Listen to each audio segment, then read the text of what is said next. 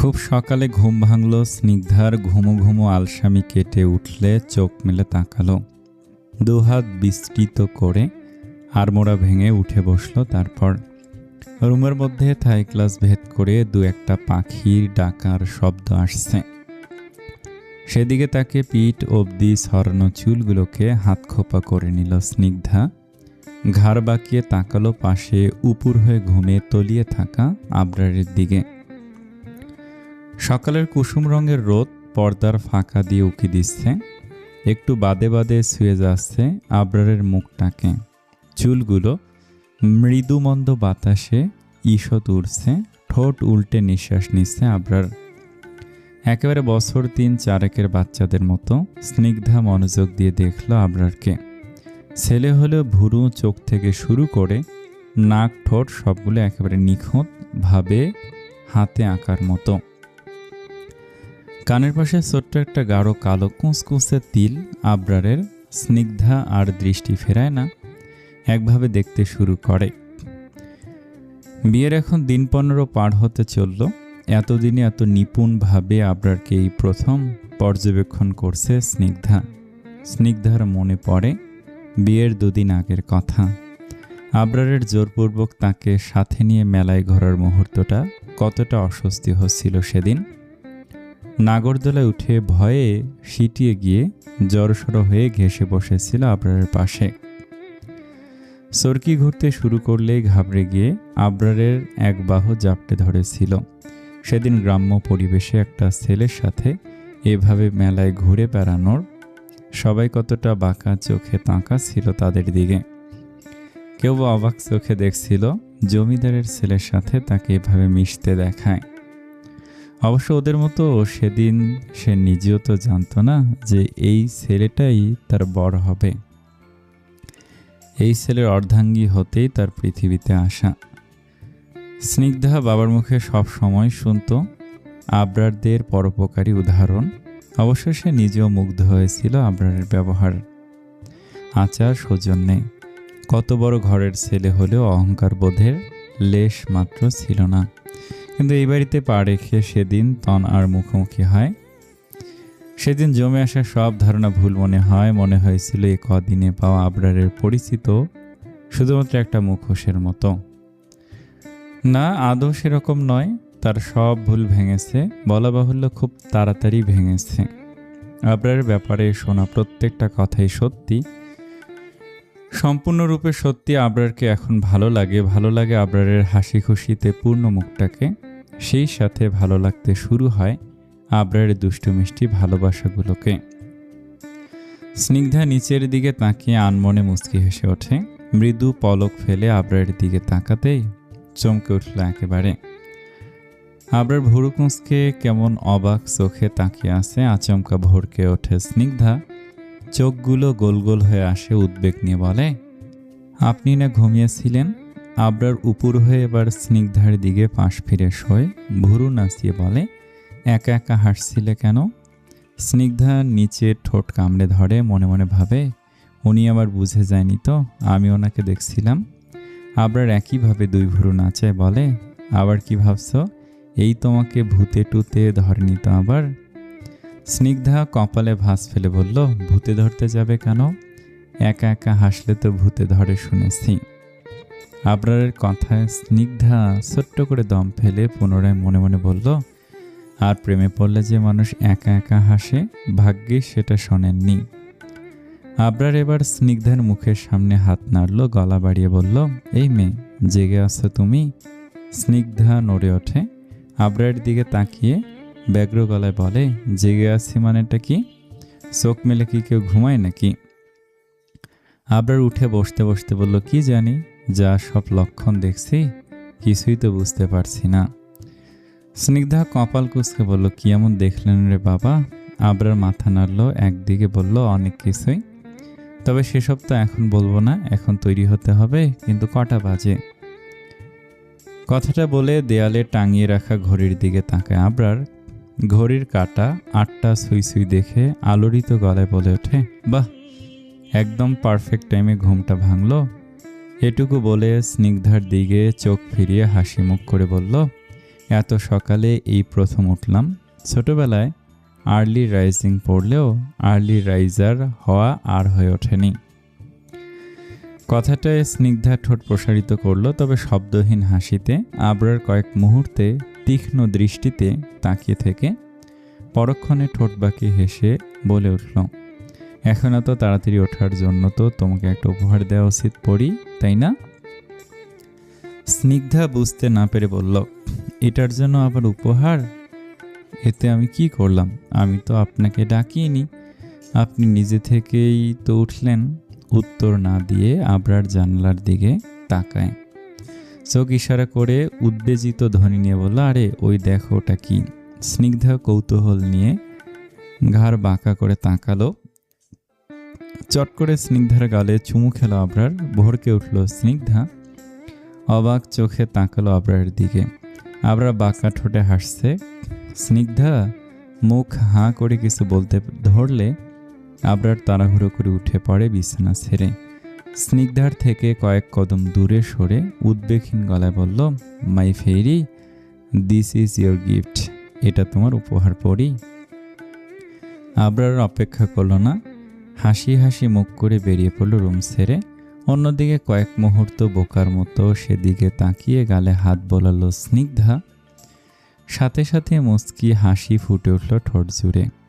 ভর্তির কাজ বেশ আরামসে পূরণ হলো স্নিগ্ধার, যদিও সামান্য হলেও কাঠখড় পোড়াতে হয়েছে আবরারের, তাও এর আঁচ লাগেনি স্নিগ্ধার গায়ে। নতুন করে পড়া শুরুর আনন্দে মনটা উৎফুল্লতায় আছে তার। আবরারকে মনে মনে শত শতবার ধন্যবাদ জানাতে ইচ্ছে করছে। ভার্সিটির গেটে প্রথম পা রেখে যেভাবে হৃদস্পন্দন বাড়ছিল ক্রমশ, এখনও তার রেশ কাটেনি। সব কাজ শেষে অধ্যক্ষের অফিস থেকে মাত্রই স্নিগ্ধার হাত আঁকড়ে বের হলো আবরার। আবরারের মুখের ভঙ্গিমা স্বাভাবিক থাকলেও স্নিগ্ধা অবাক চোখে এদিক সেদিক দেখছে। কত কত মানুষ, কত ছেলে মেয়ে, সবাই কত টিপটপ, সাথে কি সুন্দর বিস্তৃত দালানের কাঠামোগুলো। স্নিগ্ধার ভারী অদ্ভুত লাগে একটা কথা ভাবতেই। কোনোভাবে যদি এর একটাও ভেঙে মাথার উপর পড়ে তবে কি হবে? কেন এত উঁচু করে বানাতে হলো দালানগুলো? আর একটু নিচু বানালেও পারত, সময় বাঁচত, সাথে পরিশ্রমও। ভাবনার এক ফাঁকে স্নিগ্ধার চোখ পৌঁছালো একটু দূরে সোজা হয়ে দাঁড়িয়ে থাকা বাদাম গাছের দিকে। একত্র হয়ে একসাথে কতগুলো মেয়ে আড্ডা দিচ্ছে তার নিচে। বিষয়টা এখানেই শেষ নয়, মূল ব্যাপার হলো সবাই কেমন অদ্ভুত চোখে চেয়ে আছে তাদের দিকে। এমন চাহনি দেখে কপাল মৃদু কুঁচকালো স্নিগ্ধা। এভাবে তাদের দেখার কি আছে? মেয়েগুলো কি আদৌ তাদের দেখছে নাকি অন্য কোনো ব্যাপার? কয়েক মুহূর্ত এই নিয়েই মাথা ঘামালো স্নিগ্ধা। ঘাটতে ঘাটতে আচমকা মূল বিষয় মাথায় এলো, বুঝতে পারলো মেয়েগুলোর দৃষ্টির মানে। চট করে চোখ বেরিয়ে আসার উপক্রম হলো স্নিগ্ধার। তাড়াহুড়ো করে তাকালো আবরারের দিকে। আবরার সামনের দিকে তাকিয়ে একভাবে হাঁটছে তো হাঁটছেই। স্নিগ্ধায় স্বস্তির নিঃশ্বাস ফেলে আবারও মেয়েগুলোর দিকে তাকায়। এবার ভারী বিরক্ত লাগতে শুরু করে তার। এইভাবে অন্যের বরকে দেখার কি আছে? কিরকম নির্লজ্জের মতো ফ্যালফাল করে তাকিয়ে আছে, যেন জীবনে কোনোদিন ছেলে দেখেনি। স্নিগ্ধা দাঁতে দাঁত চেপে নিল। আবরারের ধরে রাখা হাত আরো শক্ত করে চেপে ধরল। চোখগুলো এখনো মেয়েগুলোর দিকে স্পর্শ পেয়ে আবরারের কৌতূহল নিয়ে তাকালো স্নিগ্ধার দিকে। ধীর আওয়াজে বলল, যেভাবে ধরলে মনে হচ্ছে আমি পালাচ্ছি। স্নিগ্ধা আবরারের দিকে না তাকিয়ে বলল, পালানো তো সহজ নাকি? আমি ধরে আছি না। কথাটার মাথা মুন্ডু কিছুই ঢুকলো না আবরারের মাথায়। এ নিয়ে ঘাটলো না খুব বেশি। আবারও সামনের দিকে দৃষ্টি দিয়ে এগোতে লাগলো। একটা সময় গেটের কাছে আসতেই গাড়ির দরজা খুলে দিল আবরার। স্নিগ্ধা পেছন ঘুরে ক্ষণে ক্ষণে মেয়েগুলোকে দেখছে। মেয়েগুলো এখনো তাকিয়ে আছে আবরারের দিকে, অনেকটা মুখ হাঁ করে থাকার মতো। এসব দেখে গায়ে ভীষণ জ্বালা করছে স্নিগ্ধার। না পারছে গিয়ে কিছু বলতে, আর না পারছে চুপচাপ হজম করে নিতে। আবরার স্নিগ্ধার দিক থেকে সাড়া না পেয়ে গলা বাড়িয়ে বলল, কি হলো পড়ি, ওঠো গাড়িতে। কথাটা কানে পৌঁছাতেই আবরারের দিকে তাকালো স্নিগ্ধা। পুনরায় একবার রাগী চোখে মেয়েগুলোকে দেখে নিয়ে উঠে পড়ল গাড়িতে। স্নিগ্ধার এমন ব্যবহারে সামান্য হলে কৌতূহল হলো আবরারের। প্রশ্ন না তুলে নিজেও ঘুরে গিয়ে বসে পড়ল ড্রাইভিং সিটে। গাড়ির স্টিয়ারিংয়ে হাত রেখে গাড়ি স্টার্ট করতে উদ্যত হলো আবরার। এর মধ্যেই পাশ থেকে স্নিগ্ধা গোমরা মুখে বলল, আপনি আজ এত সেজে গুজে এসেছেন কেন? সরু চোখে তাকালো আবরার, বলল মানে? স্নিগ্ধা গাল ফুলিয়ে বলল, ওই মেয়েগুলো আপনার দিকে কিভাবে হাঁ করে তাকাইয়া আছে দেখেছেন? আপনি এভাবে এসেছেন বলেই তো সব দোষ আপনার। বোকা বোকা চাহনিতে নিজেকে একবার আপদমস্তক ভুরু কুঁচকে কুঁচকে দেখল আবরার। এরপরে স্নিগ্ধার দিকে তাকে বলল, আমি তো কিছুই বুঝলাম না, আমি কি করেছি? স্নিগ্ধা উত্তর দিল না, ঠোঁট উল্টে বসে রইল। আবরার ব্যাপারটা ভালোভাবে বুঝে নিতে অপর পাশে জানালা দিয়ে তাকালো একবার। একই সময় আবরারের দিকে তাকালো স্নিগ্ধা। কিছুটা দূরে দাঁড়িয়ে থাকা সেই মেয়েদের দিকে আবরারের দৃষ্টি দেখে ক্ষিপ্ত হয়ে বলল, আপনি ওদিকে কেন তাকাচ্ছেন? আবরার তাড়াহুড়ো করে চোখ ফিরিয়ে নিয়ে স্নিগ্ধার দিকে তাকালো, বলল, আরে বাবা, আমি তো দেখছিলাম যে। স্নিগ্ধা মাঝপথে কথা কেড়ে নিয়ে বলল, কি দেখছিলেন? হ্যাঁ, মেয়ে দেখলেই তাকাতে হবে? আপনিও ওরকমই, খুব বাজে, খুব খারাপ। আবরার খানিকক্ষণ দৃষ্টিতে তীক্ষ্ণতা নিয়ে স্নিগ্ধার মুখটাকে পর্যবেক্ষণ করলো। পরক্ষণে মুচকি এসে ভুরু নাচিয়ে বলল, বাই এনি চান্স তুমি কি জেলাস ফিল করছো পড়ি? স্নিগ্ধা নাক মুখ মুচকে তাকায় বলে ওঠে, না। আবরার ফিসেল গলায় বলল, আমার কিন্তু মনে হচ্ছে। স্নিগ্ধা খেপে উঠে বলল, মনে হলে তাই, দয়া করে আমার দিকে আর ওই মেয়েদের দিকে না তাকিয়ে গাড়ি চালাতে মন দিন। আবরার ঠোঁট টিপে হেসে চোখ ফিরিয়ে সামনের দিকে তাকালো, বলল, জেলাসনেস খুব ভালো জিনিস, অন্তত ভালোবাসার ক্ষেত্রে। স্নিগ্ধা চট করে তাকায়, মুখে কিছু বলে না। আবরার গাড়ি স্টার্ট করতে নিমেষে ভার্সিটির গেট থেকে হাওয়া হয়ে পড়ে সেটি। স্নিগ্ধা মনে মনে ভাবে, যাক বাবা, অন্তত মেয়েগুলোর কুনজর থেকে রক্ষা পাওয়া গেল। গাড়ি এসে থামে একটি বড় জায়গা জুড়ে বিস্তৃত পার্কের সামনে। স্নিগ্ধা জানালা থেকে মাথা বের করে, দেখে অবাক হয়ে বলে, আমরা এখানে কেন এসেছি? উত্তর পেতে স্নিগ্ধা আবরারের দিকে ফেরে। আবরার যথাযথ উত্তর না দিয়ে নিজের সাথে সাথে স্নিগ্ধার সিট বেল্ট খুলে দিতে ব্যস্ত হয়ে পড়ল। এরপর নেমে পড়ে, দরজা খুলে ঘুরে এসে স্নিগ্ধার পাশের দরজাও খুলে দেয়। ধীর পায়ে নেমে পড়ে স্নিগ্ধা। আশেপাশে তাকায়, লোকালয় হলেও লোক সামান্য হাতে গোনা হবে কেবল। তবে জায়গাটা মন কাড়ার মতো সুন্দর আর যথেষ্ট কোলাহলহীন। সামনে গোলাপি পদ্ম ফুটে আছে দিঘির শেওড়াযুক্ত পানিতে। পায়ের নিচে সবুজ ঘাসগুলো মাথা তুলে আছে, যদিও দুপুরবেলায় সামান্য ঘাড় নুয়ে পড়েছে তাদের।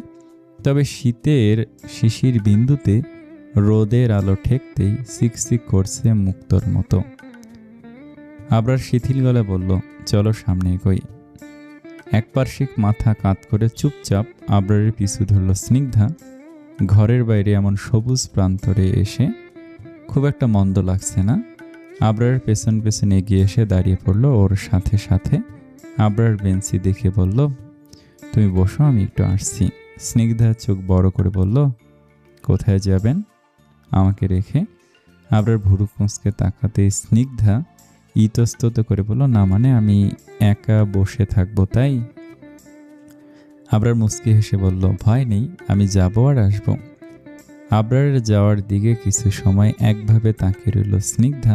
চোখ ফিরিয়ে আবারও আশেপাশে দেখতে শুরু করলো। একটু দূরত্বের বেঞ্চিতে বসে থাকা একজোড়া কপত কপতিকে গা ঘেঁষে বসে থাকতে দেখে ভেতরে ভেতরে অদ্ভুত শিহরণ শুরু হলো আবরারকে নিয়ে। 10 মিনিটের মাথায় ফিরে এলো আবরার। পেছনে দুহাত লুকিয়ে স্নিগ্ধার সম্মুখে দাঁড়ালো, মুখে মিটিমিটি হাসি। ব্যাপারটায় স্নিগ্ধা ভুরু কুটি করে বলল, কি হয়েছে? আবরার কিছু বলল না, তবে বসে পড়ল হাঁটু গেড়ে। চমকালো স্নিগ্ধা এক ঝাঁক কৌতূহল চোখে মুখে তাকিয়ে রইল। আবরার মুচকি হেসে বলল, কখনো কাউকে এভাবে বলিনি, তবে সিনেমাতে দেখে দেখে শিখে নিয়েছি কদিনে। স্নিগ্ধার বোধগম্য হয় না একইভাবে সে থাকে। আবরার এবার পেছন থেকে দুহাত এনে স্নিগ্ধার সামনে ধরল। দুহাত ভর্তি সদ্য ফোটা তাজা জলে ভেজা পদ্ম ফুলে মুখ হা হয়ে এলো। স্নিগ্ধার আনন্দে ঠোঁট বিস্তৃত হয়ে এলো মুহূর্তে। আবরার স্থির দৃষ্টিতে তাকিয়ে শীতল গলায় বলল, তুমি চাইলে এনে দিতে পারি আকাশের ওই মেঘমালা রোদ্দুর, পাড়ি দিতে পারি প্রেমের সমুদ্র। তুমি চাইলেই নদী হয়ে যাব, পাড়ি দেব দুর্গম সব পর্বতমালা। তুমি কি আমার হবে সারা বেলা? এটুকু বলে থামল আবরার। স্নিগ্ধার বিস্ময়কর চাহনি এখনো কাটেনি। চমকানোর দরুন চোখের পাতা ফেলে পলক অবধি পড়ছে না। আবরার মৃদু হেসে উদ্বেগহীন গলায় বলল, সবাই তো গোলাপ দিয়ে ভালোবাসা জানায়, আমি তো ইউনিক, তাই আমার ভালোবাসা প্রকাশের ধরনটাও ইউনিক।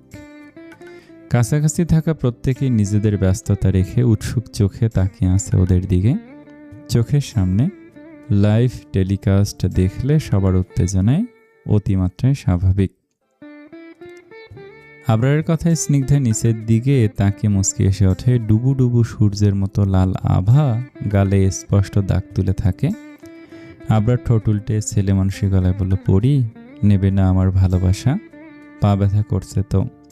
স্নিগ্ধা তাড়াহুড়ো করে ফুলগুলো নিয়ে নেয়। মৃদু আওয়াজে বলে, আপনি উঠে দাঁড়ান, সবাই দেখছে। আবরার দৃঢ়ভাবে উত্তর দিল, সো হোয়াট, আমি তো আমার বউকে প্রপোজ করছি, অন্যের বউকে নয়, ওরা দেখলেই বা কি। স্নিগ্ধা নিচের দিকে চোখ রেখে লাজুক ভঙ্গিতে বলে উঠল, তবু উঠুন, আমার লজ্জা লাগছে। আবরার মাথা দুলি উঠে দাঁড়ায়। স্নিগ্ধার এক হাত ধরে দাঁড় করায় ওকে। কিঞ্চিৎ জিজ্ঞাসা নিয়ে তাকিয়ে থাকে স্নিগ্ধা। আবরার আবার কি করতে চাইছে সেই প্রশ্নই তার মনে।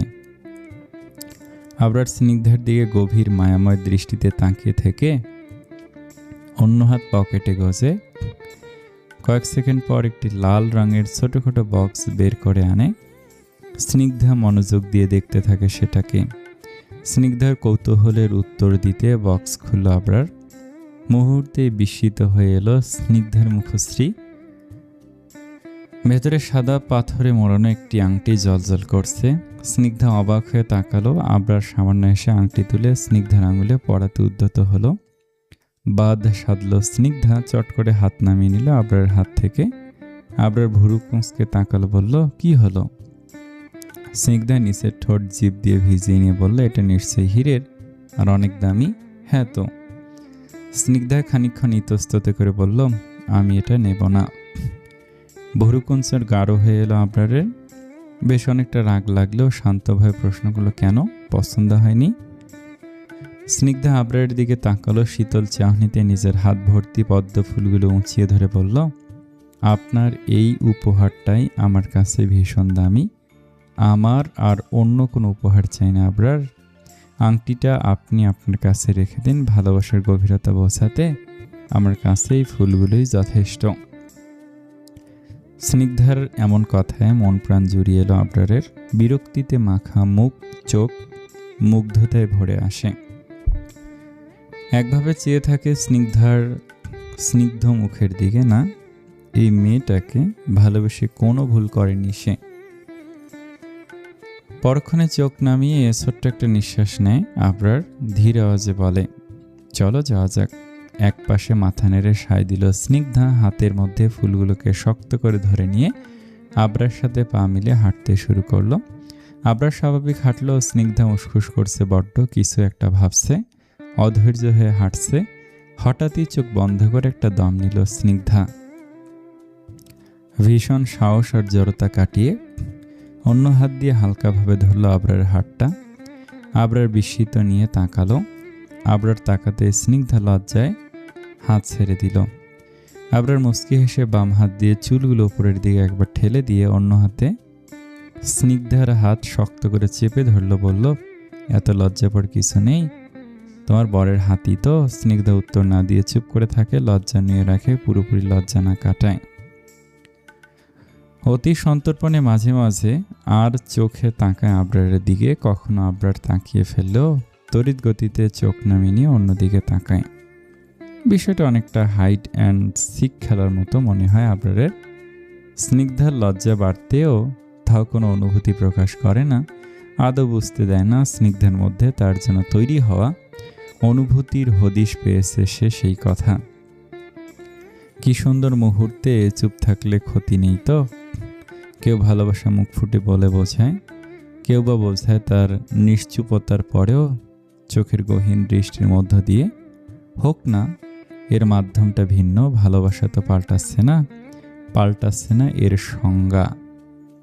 দূর থেকে গাড়ির জানালা ভেদ করে স্নিগ্ধা আর আবরারের এমন মাখো মাখো প্রেম ক্ষিপ্ত নজরে দেখতে থাকে তনা।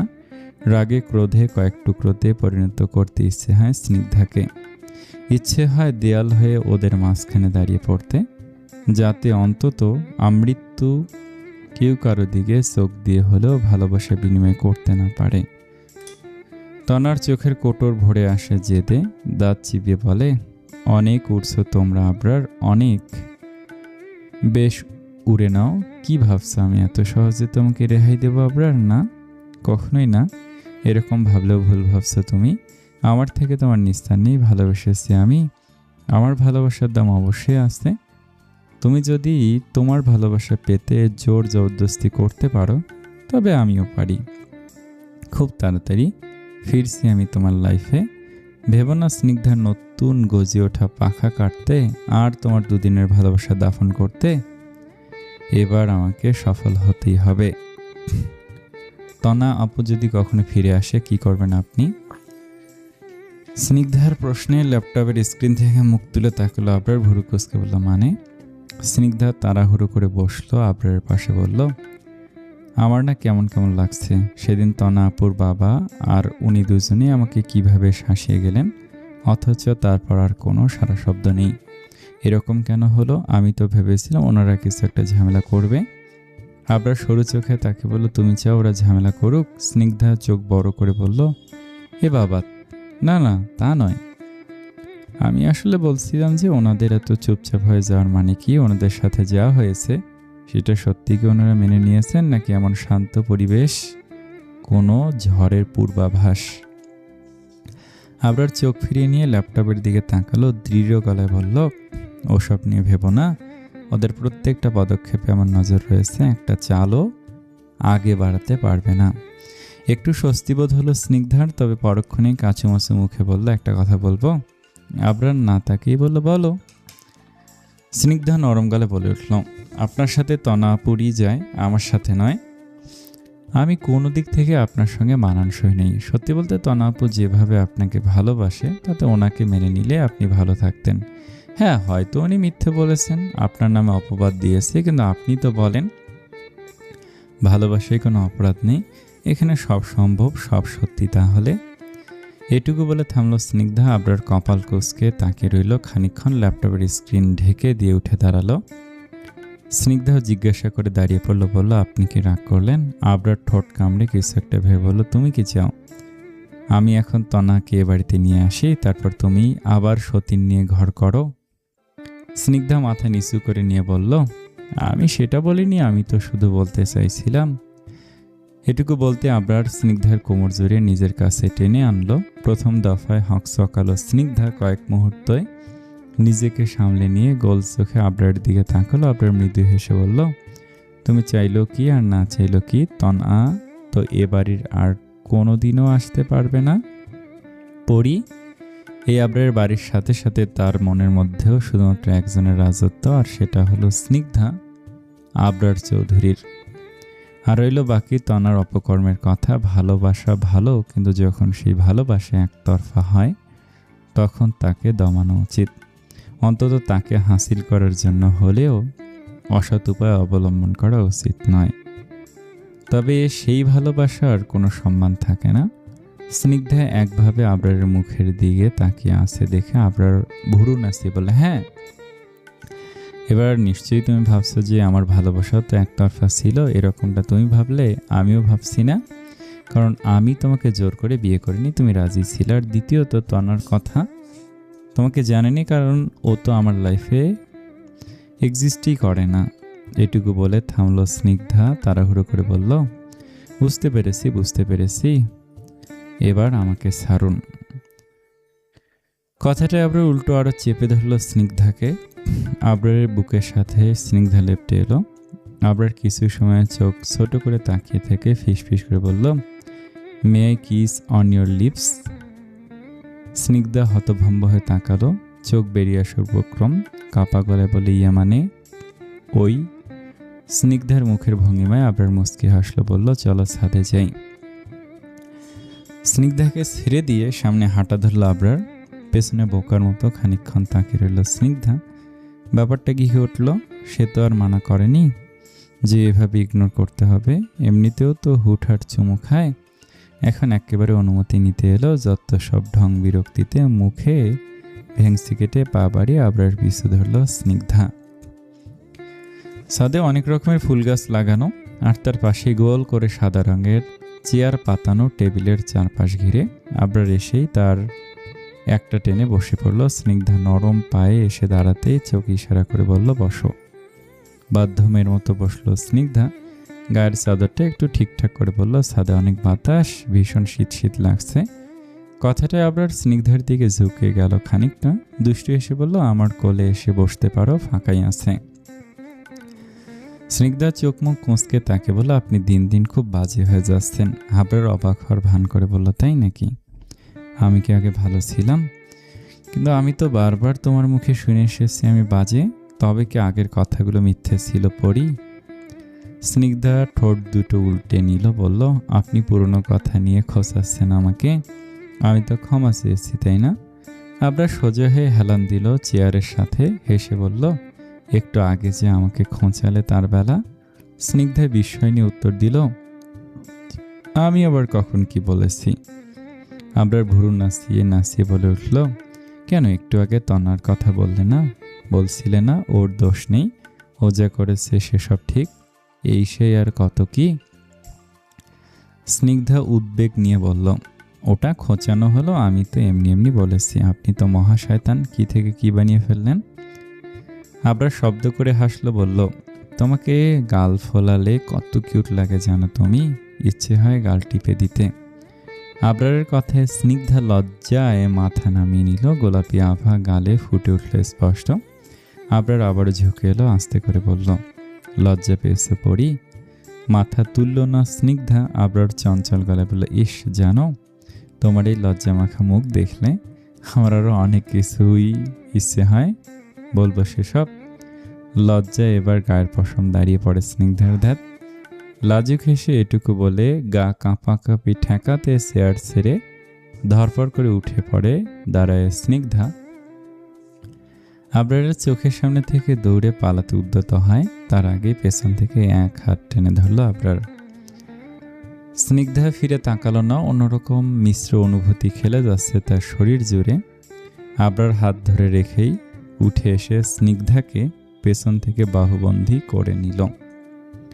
স্পর্শ পেয়ে দু চোখ বন্ধ করে নিল স্নিগ্ধা। ঠান্ডা হাতে স্নিগ্ধার কাঁধের চুলগুলো সরিয়ে আবরার থুতনি ঠেকালো সেখানে। কানের কাছে মুখ নিয়ে বলল, আকাশের দিকে দেখো পড়ি। স্নিগ্ধা চোখে মেলে তাকালো, সামনাসামনি দূরের আকাশ পথে চোখ নিবদ্ধ করল। শরীরে অদ্ভুত শিহরণ হচ্ছে তার।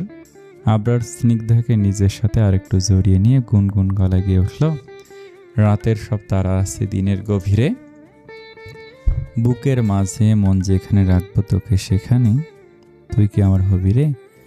মন বাড়িয়ে আসি দাঁড়িয়ে, তোর হৃদয়ে গেছি হারিয়ে, তুই দেখে নে সে ছবি রে, তুই কি আমার হবি রে? এটুকু বলে থামলো আবরার, স্নিগ্ধাকে ঘুরিয়ে নিজের দিকে ফেরালো। স্নিগ্ধা কাঁপা কাঁপা চোখে গভীর দৃষ্টি নিক্ষেপ করে আছে। আবরার আলতো চুমু খেলো স্নিগ্ধার দুই চোখের পাতায়।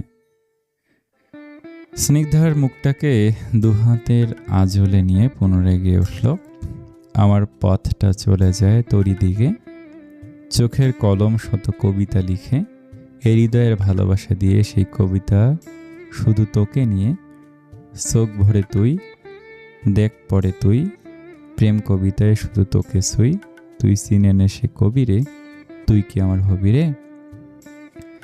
আবরারের নিঃশ্বাস ক্রমশ বাড়ি খাচ্ছে স্নিগ্ধার চোখে মুখে। শীতল স্রোত বইছে সমগ্র রন্ধ্রে রন্ধ্রে।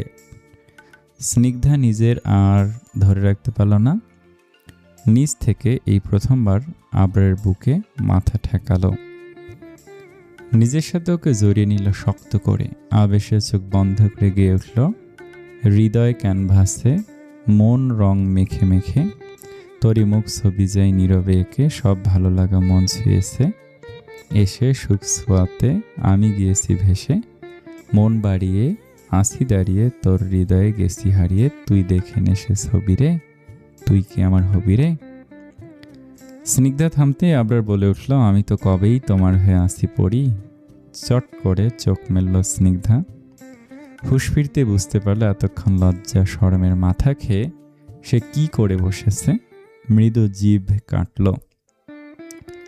লজ্জায় আবরারের বুক থেকে মাথা তোলার মতো সাহস করে উঠতে পারল না। ব্যাপারটা আবরার বুঝতে পেরে মুচকি হেসে স্নিগ্ধার মাথা তুলল। স্নিগ্ধা এদিক ওদিক চোখ ঘুরিয়ে লজ্জা আড়াল করছে দেখে হাসি ঠোঁটের কোণায় গাঢ় হয়ে এলো। আবরার বলল, ভালো যখন বেশি চোখ পড়ি বলেই দাও না আজ। বেড়ে ওঠার রীতি স্পন্দন নিয়ে মুখ ফুটে কিছু বলতে পারল না স্নিগ্ধা। কুণ্ঠাবোধ থেকে নিজেকে বাঁচাতে ছুট লাগালো সিঁড়ির দিকে। সিঁড়ির ধাপে পা বাড়ানোর আগে পিছনে ফিরে আবরারের দিকে একবার ফিরে তাকালো। পুনরায় মুচকি হেসে দ্রুত পায়ে নেমে পড়ল। সেদিকে ভুরু কুঁচকে কিছুক্ষণ তাকিয়ে থেকেই দাঁত বের করে হেসে উঠল আবরার।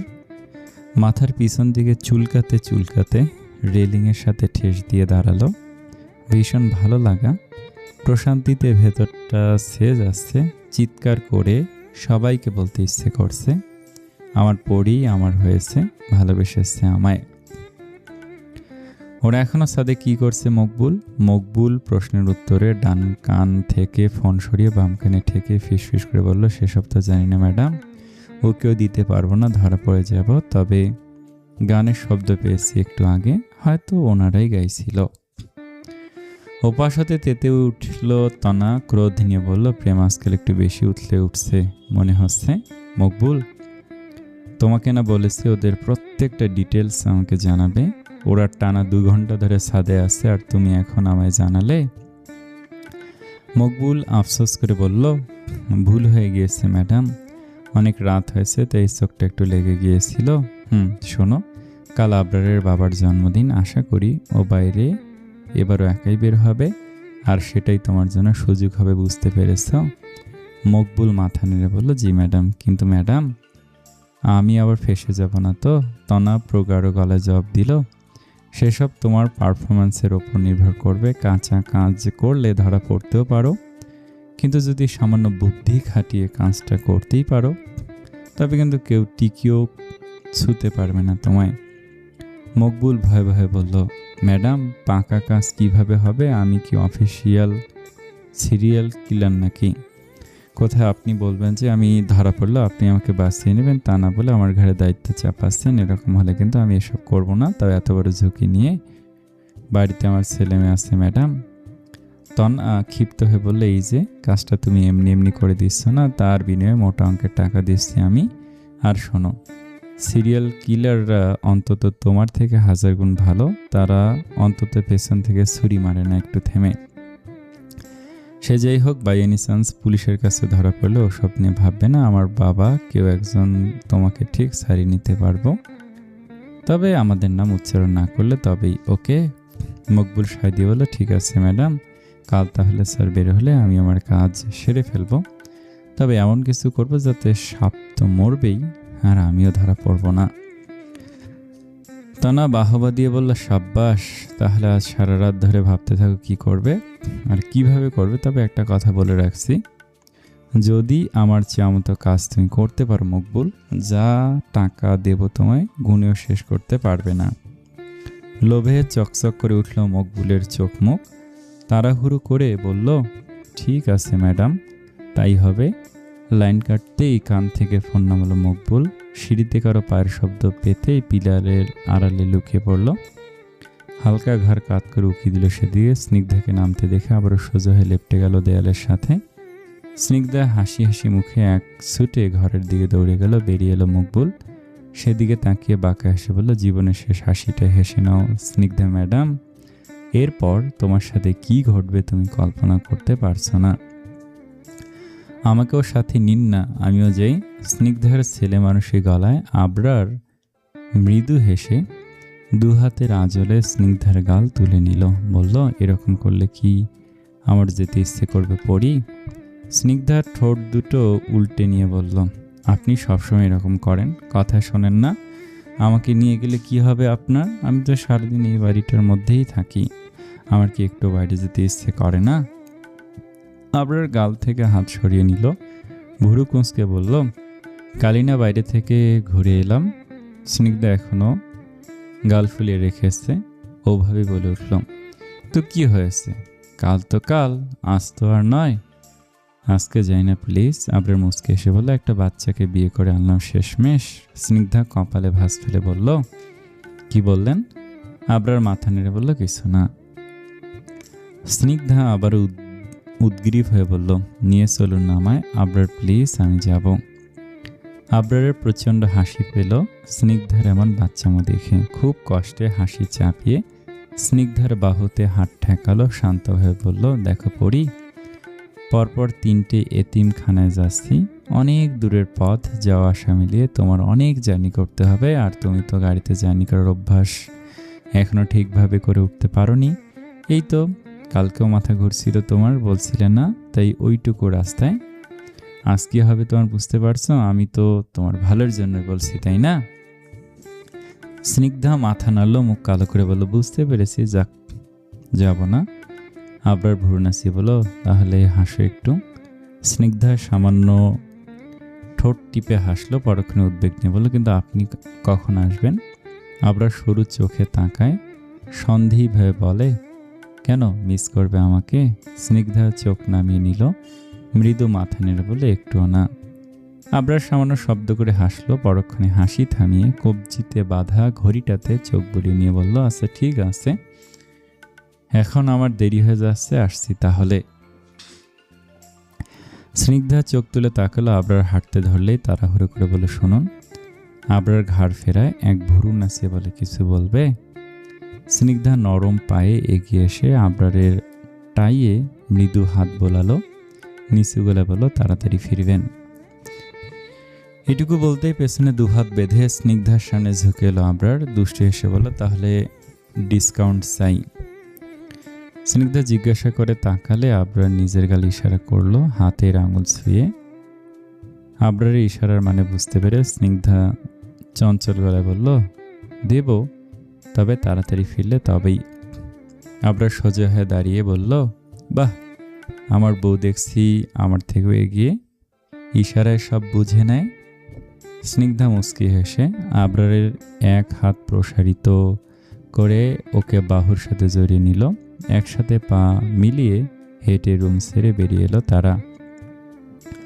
সদর দরজার কাছাকাছি আসতেই স্নিগ্ধাকে ছেড়ে দিল আবরার, ঠোঁট এগিয়ে উষ্ণ পরশ দিল স্নিগ্ধার কপালে, চোখ বন্ধ করে নিল স্নিগ্ধা, বাঁকা হেসে বলল, আমারটা এসেই নেব ওকে। উত্তরে চোখ মেলে তাকিয়ে মিষ্টি হাসলো স্নিগ্ধা।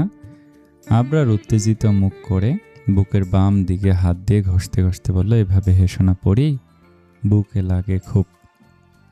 স্নিগ্ধা নাকমুখ কুঁচকে নিল, ব্যস্ত গলে বলল, সবসময় শয়তানি, আপনার না দেরি হয়ে যাচ্ছে, যান তাড়াতাড়ি যান। আবরার দুঃখী মুখ করে বলল, তাড়িয়ে দিচ্ছ আমায়? হ্যাঁ দিচ্ছি। স্নিগ্ধা আবরারকে ঠেলে ঠুলে দরজার বাইরে বার করলো, ব্যগ্র গলায় বলল, তাড়াতাড়ি যাবেন, তাড়াতাড়ি ফিরবেন, আর হ্যাঁ, দুটোই সাবধানে।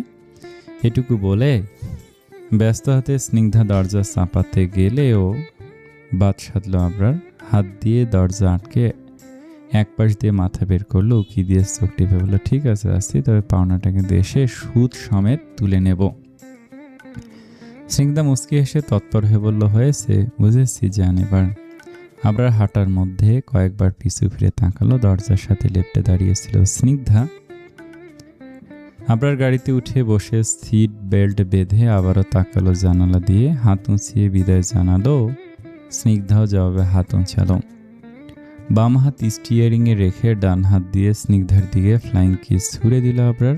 এ পর্যায়ে স্নিগ্ধা লজ্জায় মাথা নামিয়ে নিয়ে পরক্ষণে আবারও তাকালো আবরারের দিকে। ঠোঁটেলিয়ে হেসে গাড়ি স্টার্ট করলো আবরার গাড়ি চোখের আড়াল হব দিয়ে তাকিয়েছিল স্নিগ্ধা। এরপর ভেতরে এসে দরজায় লক করে দিল টেনে। গলা বাড়িয়ে ডেকে উঠল মকবুল ভাই। মকবুল শুনে দ্রুত পায়ে হাজির হলো। মকবুল ডাকছিলেন ম্যাডাম। স্নিগ্ধা কোমল গলায় বলল, আজ আর রান্নার বন্দোবস্ত করতে হবে না, আপনার স্যার বাইরে খাবেন আর আমিও কিছু একটা খেয়ে নেব। মকবুল মাথা নাড়ল, জি আচ্ছা। মৃদু হেসে স্নিগ্ধা নরম পায়ে ভেতরের ঘরের দিকে এগোলো। পেছন থেকে সেদিকে তাকে ঘাড় কাত করে বাঁকা হাসলো মকবুল। আজ আর খেতে হবে না ম্যাডাম, ওপরে গিয়েই খাওয়া দাওয়াটা সেরে নেন না হয়। তনা ওই মেয়েটাকে মারার প্ল্যান করছে, কি যেন নাম, ও হ্যাঁ স্নিগ্ধা, আর সেটা আবরারদের বাড়ির কাজের লোক মকবুলকে দিয়ে। কথাটায় পানি খেতে গিয়ে বিষম খেল আমিনুল। গোল চোখে তাকে উদ্বিগ্ন হয়ে বলল, কাজ করে সাক্ষী কেন রাখবেন স্যার? ও তো ধরা পড়বেই, সাথে মুখ খুললে আপনার মেয়েও জেলে যাবে, তখন কিন্তু আপনার হাতে কিছু করার থাকবে না বলে দিলাম। তোফায়েল বিরক্তি নিয়ে বলল, তুমি এত কথা কীভাবে বলতে পারো আমিনুল?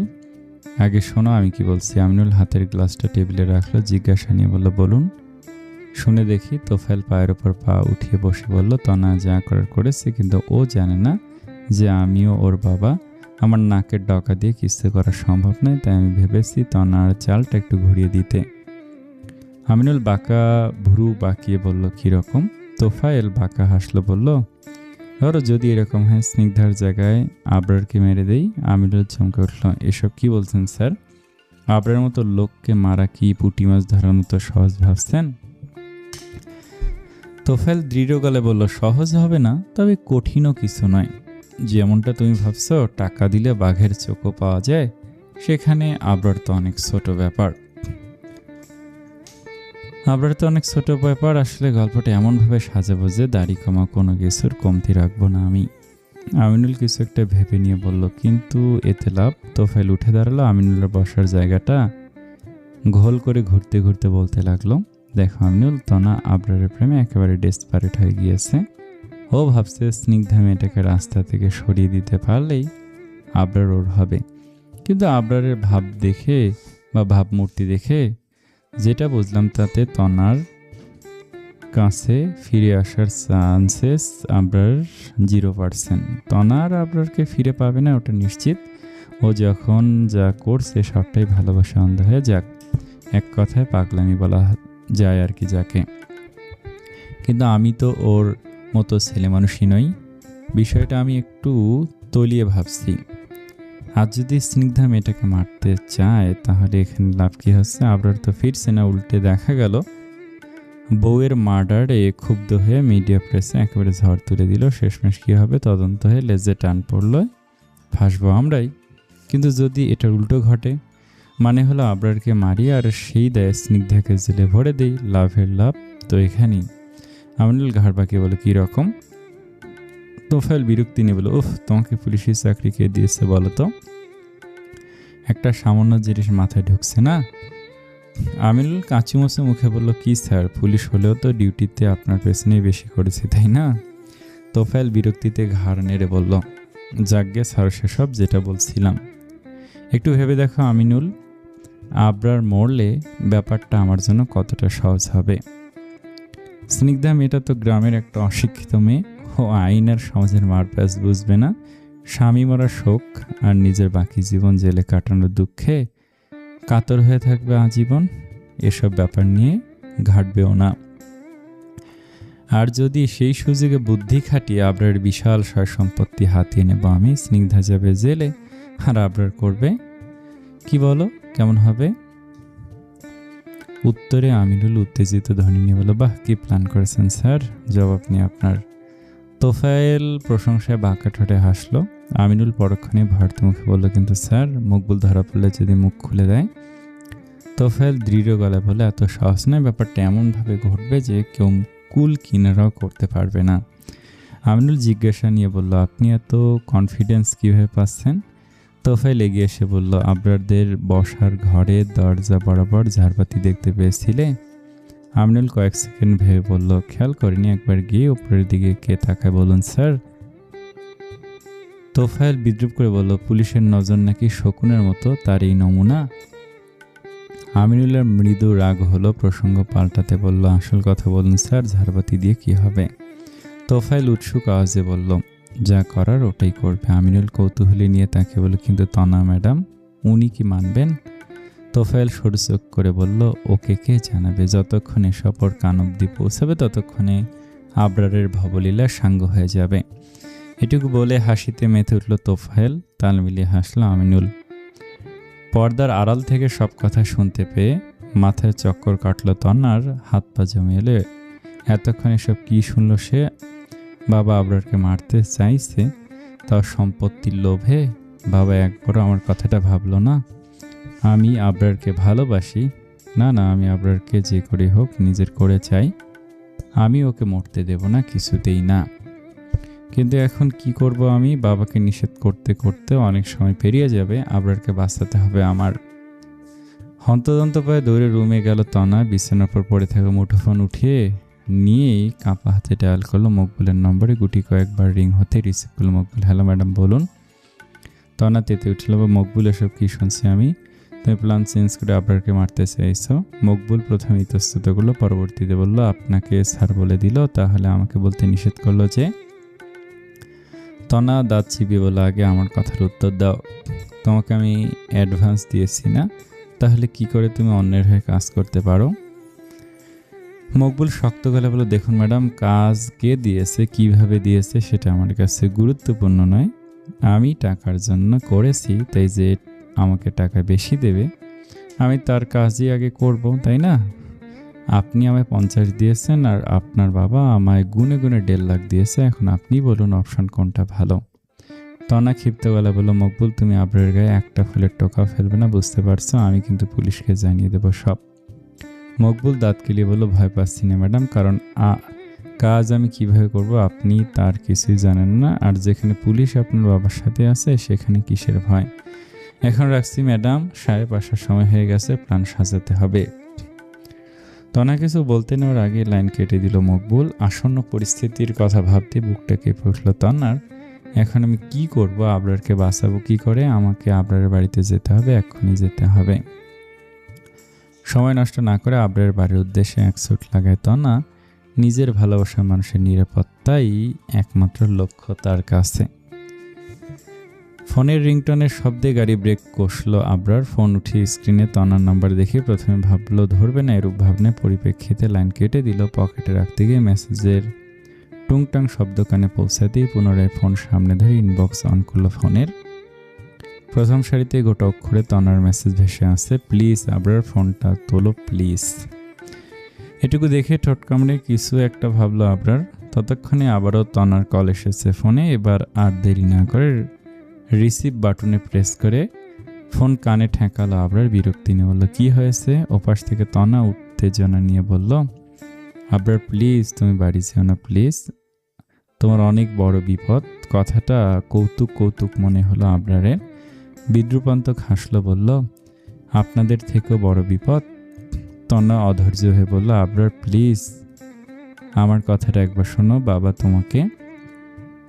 আবার মাঝপথে কথা কেড়ে নিয়ে বলল, আমি কিছু শুনতে চাইছি না তনা। বেহায়াপনার একটা লিমিট থাকে, নিজেকে আর নিচে নামাতে না চাইলে প্লিজ আমাকে ডিস্টার্ব করবে না, আমাকে বাড়ি পৌঁছাতে হবে। এটুকু বলে লাইন কাটলো আবরার। হতাশ দৃষ্টিতে স্ক্রিনে চোখ বোলালো তনা। না, এভাবে হবে না, আবরারকে এভাবে আটকানো যাবে না, তাকে অন্য কিছু করতে হবে। উদ্ভ্রান্তের মতো দৌড়াচ্ছে তনা। চারপাশে কোলাহল, জনমানব, কোনো কিছুরই খেয়াল নেই এখন। শাড়ির সাথে বেঁধে হোঁচট খেয়ে যাচ্ছে মাঝে মাঝে, কিন্তু এখন যে থামলে চলবে না, সব কিছুর আগে আবরারকে বাঁচাতে হবে। মকবুল চ্যাপটা পিলারের আড়ালে লুকিয়ে আছে, যেখান থেকে উকি দিলে সদর দরজাটা স্পষ্ট চোখে পড়ছে। বুক ধুকপুক ধুকপুক করছে মকবুলের। প্রথমবার কাউকে মারতে যাওয়া খুব একটা সহজ কাজ নয়। হাতের মুঠোতে তার মোটা দড়ির এক প্রান্ত। কোনো রকম চাপানো দরজা ঠেললেই নিজের কাজ করতে বাধা না পারার অভিনব পদ্ধতি এটা। কয়েক মিনিটের মাথায় কারো হেঁটে আসার শব্দ পেল মকবুল। ঘাড় বাঁকা করে উকি দিল। দরজার নিচে ছায়ার মতো কিছু একটা দেখতেই বুঝতে পারলো আবরার আসছে। অবয়বটি দরজা ঠেলে ভেতরে পা বাড়ানো মাত্রই মকবুল হাতে থাকা মোটা দড়িটায় শরীরের সবটুকু বল প্রয়োগ করে টান মারল। প্রায় সাথে সাথে উপরে ঝুলে থাকা রাজকীয় বিশালাকার ঝাড়বাতিটা ধূপ করে মাথার উপর পড়ল তন্নার। বিকট শব্দে ঝাড়বাতিটা মেঝেতে টুকরো টুকরো হয়ে যাওয়ার সাথে সাথে কাঁচগুলো এদিক ওদিক ছিটকে গেল। তন্নার কপালের একপাশ থেকে চিকন রেখা আকারে গড়িয়ে পড়ল লাল তরল। টলতে টলতে মেঝেতে উপুর হয়ে পড়ল তন্না। চোখের পাতা আপনা আপনি বন্ধ হয়ে এলো। শুধু ধীরে ধীরে সাদা মেঝে লাল রঙে পরিণত হওয়া থামল না। তনাকে লক্ষ্য করতে চোখ বেরিয়ে আসার উপক্রম হলো মকবুলের। তাড়াহুড়ো করতে আবরারের জায়গায় তনার উপস্থিতি বুঝতেই পারেনি সে। এখন কি হবে? শুকনো ঢোক গেল মকবুল। তোফান জানলে তো তাকে জানে মেরে ফেলবে। অন্যদিকে আবরার, সেও কি ছেড়ে দিবে নিজেকে বাঁচাতে? দ্রুত পায়ে দৌড়ে বাড়ি থেকে বেরিয়ে গেল মকবুল। উৎকট আওয়াজ পেয়ে রুমের দরজা খুলে ঘুমু ঘুমু চোখ নিয়ে বেরিয়ে এলো স্নিগ্ধা। দরজার বাইরে পায়ের কাছে কাচের ছোট ছোট টুকরো দেখে কৌতূহলী দৃষ্টি নিয়ে ধীর পায়ে এগোতে লাগলো সামনের দিকে। আচমকা মেঝেতে রক্তে মাখামাখি অবস্থা তনাকে দেখতেই শরীর হিম হয়ে এলো। গগন বিদারী এক চিৎকার দিয়ে বসে পড়ল মেঝেতে। ভীতু চেহারা মুহূর্তেই ফ্যাকাশে হয়ে এলো। চোখের দৃষ্টি অন্ধকারে চারিদিক মোড় নিয়ে নিজেও অচেতন হয়ে পড়ে রইল তনার এক পাশে। বিস্তর বাড়িটাতে দুজন লোকের জ্ঞানশূন্য দেহ আর এলোমেলো কাঁচের টুকরো ব্যতীত কিছুই পড়ে রইল না। তখন রক্তে ভেসে যাচ্ছে সাদা ঝকঝকে মেঝে। একটু পর পর কেঁপে কেঁপে উঠছে তন্না। জ্ঞান পুরোপুরি যায়নি, কিন্তু চোখগুলো মেলে রাখার মতো সামান্য শক্তিটুকু পেয়ে উঠছে না। ঝাপসা দৃষ্টিতে নিজের থেকে সামান্য দূরত্বে স্নিগ্ধার অবচেতন দেহ দেখেও কোনো অভিব্যক্তি জানান দিতে পারছে না নিজের। কয়েক মুহূর্ত বাদে বাড়ির সামনে কারো গাড়ি পার্ক করার শব্দ এলো। একটু পরে বুটের গটগট শব্দ দিলে সদর দরজার দিকে গেল কেউ একজন। এর বেশি কোনো কিছুই মস্তিষ্কে নাড়া দিতে পারল না তন, আর বিকল হয়ে এলো সবকিছু। আবরার আসছে, মুখ তার হাসি হাসি, দুহাতে জড়ানো পার্পেল রঙের আর্কিডের বুকে। দরজা খোলা দেখে ঈষৎ সন্দেহে ভুরু কুঁচকল আবরার। দরজা তো এভাবে খুলে রাখা হয় না, তবে কে খুলল? স্নিগ্ধাকে ভুলে খুলে রেখেছে? হতেও পারে মহারানী হয়তো ভেবেছেন আমার ওনার কাছে পৌঁছাতে দেরি হবে না এতে।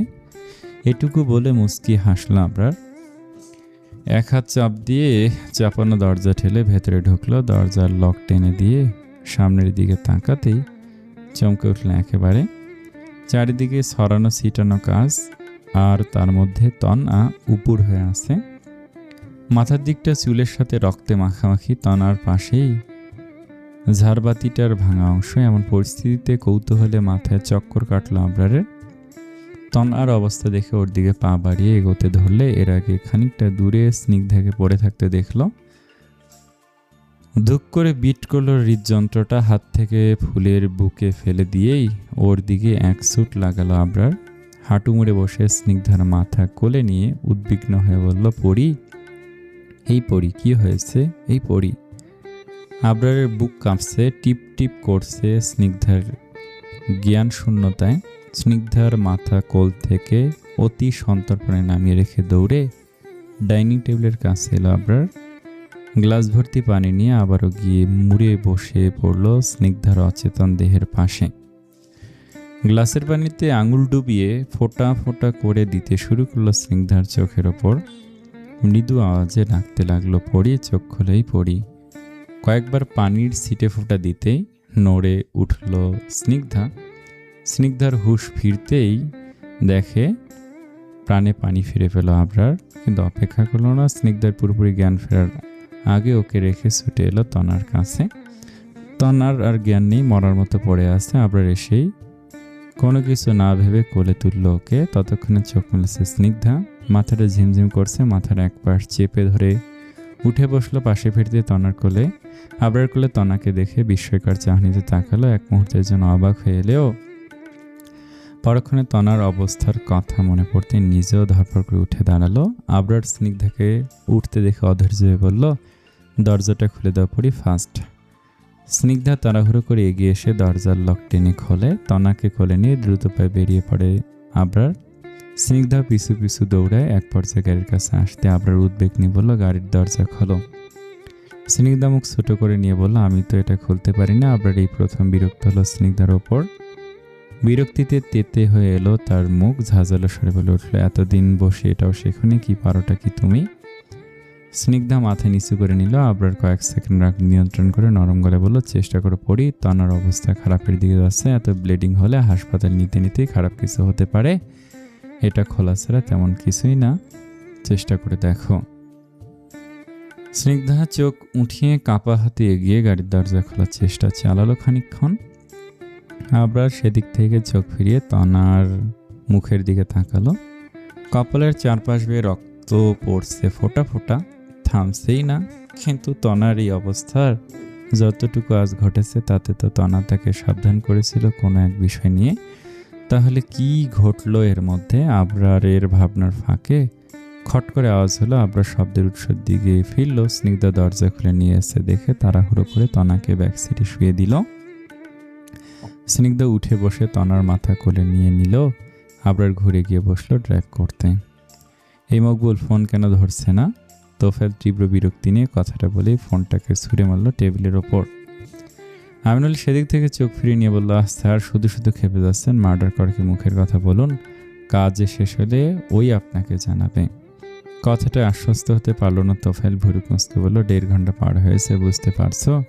এতক্ষণে আবরার আসেনি, নিশ্চয় এসেছে। আর মকবুল নিশ্চয় বসেনি, কাজ শেষ করেছে। তাহলে কেন আমাকে ইনফর্ম করলো না? এইটুকু বলে থামলো তোফায়েল। পরক্ষণে চিন্তিত চেহারা নিয়ে বলে, 1 মিনিট, ও আবার টাকা নিয়ে কাজ না করেই পালায়নি তো?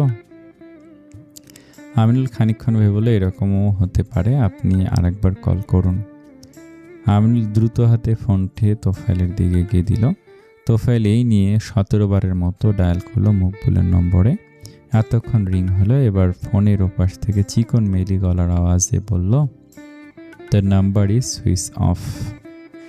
এটুকু শুনতেই চোয়াল শক্ত হয়ে এলো তোফায়েলের।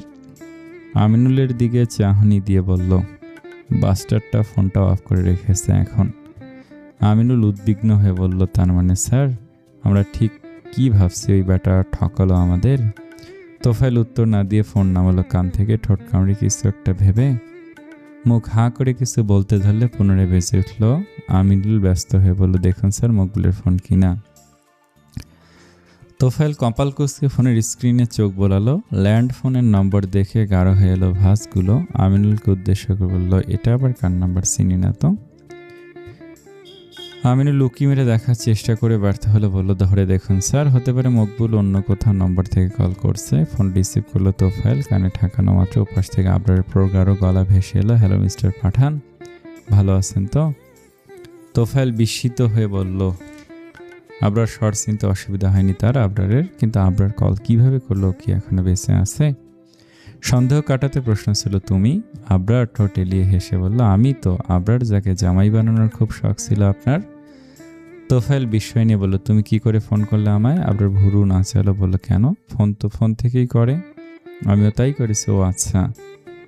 ল্যান্ড লাইন থেকে ফোন করেছি, কারণ আপনাকে একটু জানাতে এসেছিলাম, বাট আনফর্চুনেটলি আপনি তো আমাকে ধরে ফেললেন। সে যাই হোক, আসল কথা শুনুন।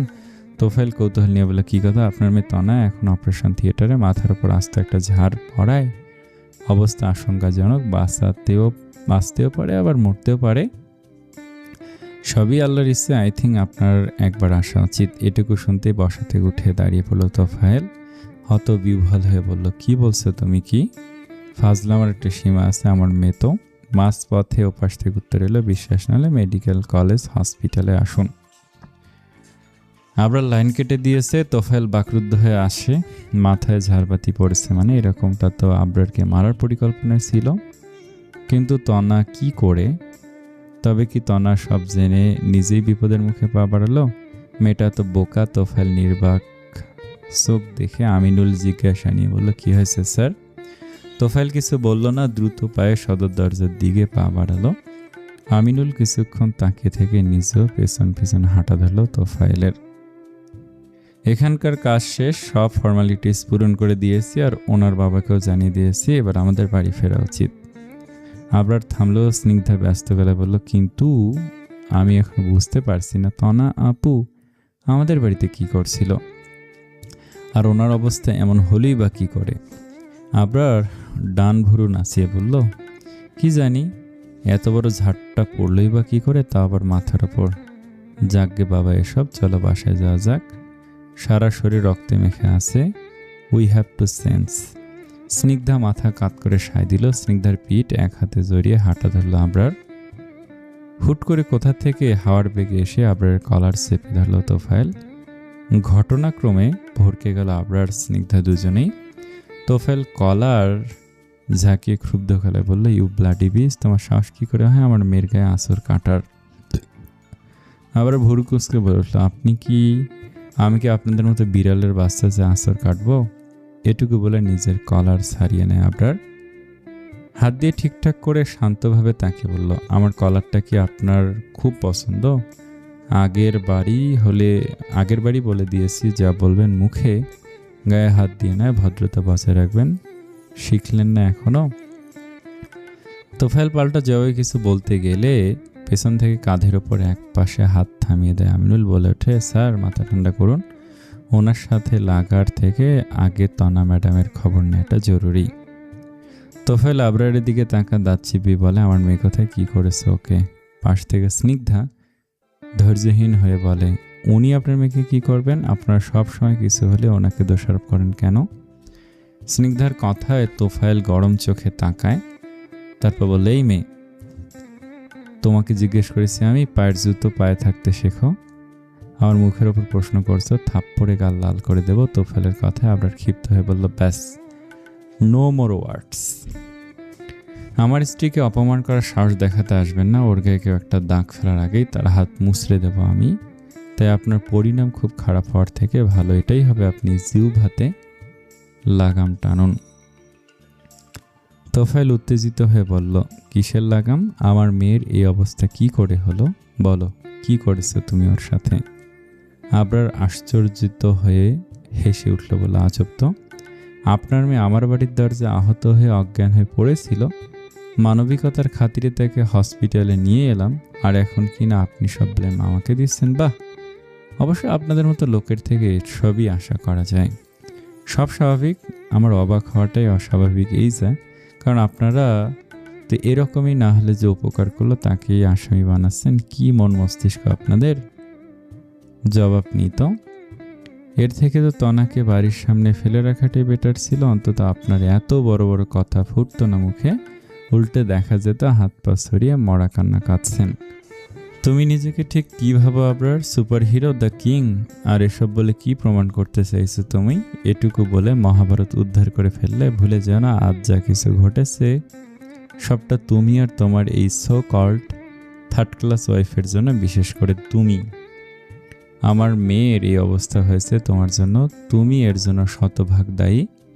আমার মেয়ের বর্তমান ভবিষ্যৎ, ওর মন মস্তিষ্ক সব কিছুতে এমনভাবে দখলদারি করে আসো যে এখন আর তুমি ছাড়াও কিছুই বুঝতে পারে না আশেপাশে কি হচ্ছে কি ঘটছে।